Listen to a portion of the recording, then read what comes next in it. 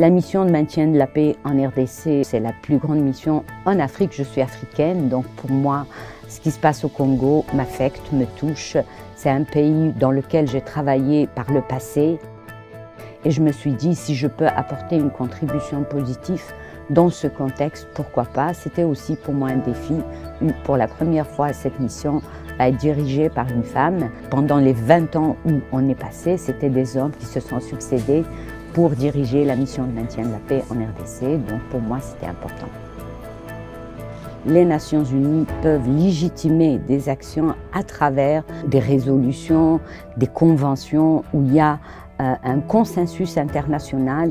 Pour moi, c'était une opportunité de pouvoir utiliser ce mécanisme multilatéral accepté par tous pour faire avancer la protection des populations vulnérables d'une façon générale, de certains groupes, les minorités, les femmes, les enfants qui subissent des violations, les personnes naissant avec handicap. C'est quelque chose qui a été très proche de mon cœur et donc les Nations Unies, c'est vraiment l'endroit où on peut faire ce genre de choses et c'est pour ça que je me suis inscrite et engagée dans le travail au sein des Nations Unies.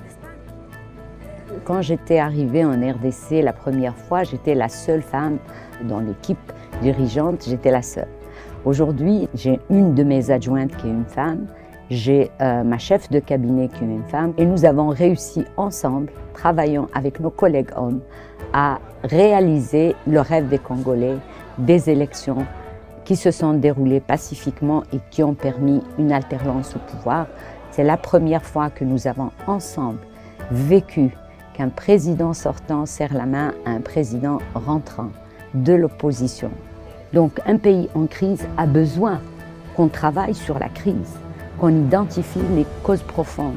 Et souvent les femmes, quand elles ont l'expérience et l'expertise, elles ont beaucoup plus de doigté à insister sur ces questions justement qui sont au cœur de la crise et pas ce qui est sur la surface. Et ce que je dis aux femmes, il ne faut pas se décourager.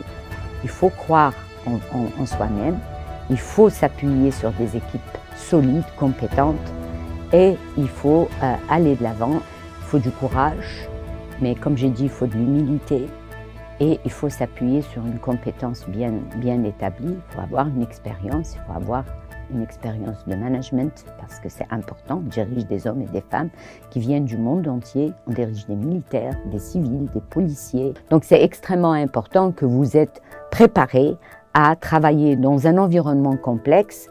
Il faut justement être conscient des préoccupations, de ce qu'on a à faire, mais il faut avoir le courage, la confiance en soi pour avancer.